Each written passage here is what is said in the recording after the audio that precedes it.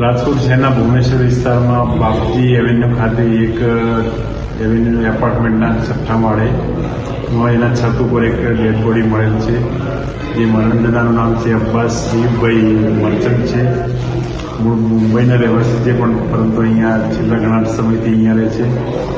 અને તેઓ આજથી 3 દિવસ અગાઉની બોડી મરણ ગયેલો હોવાનું જાણવા મળેલ છે. હાલમાં ઇન્ક્વેસ્ટ પંચાવનની કાર્યવાહી ચાલે છે. તેમજ તેના ઘરમાં પણ કોઈ સુસાઇડ નોટ કે ચીજવસ્તુ પડેલ છે તે બાબતે પણ જીનોટ પર રીતે તપાસ ચાલી રહી છે. એ બધું ચેકિંગ હાથ હાલ એના ઘરની ઝડપી ચાલુ છે. કોઈ સુસાઇડ નોટ છે કેમ, તેના કપડાં પણ ઉપરથી પણ ખબર પડશે કે આ કોઈ છે કેમ. ના, એ પોતે સિંગલ હતો અને એકલો જ રહેતો હતો.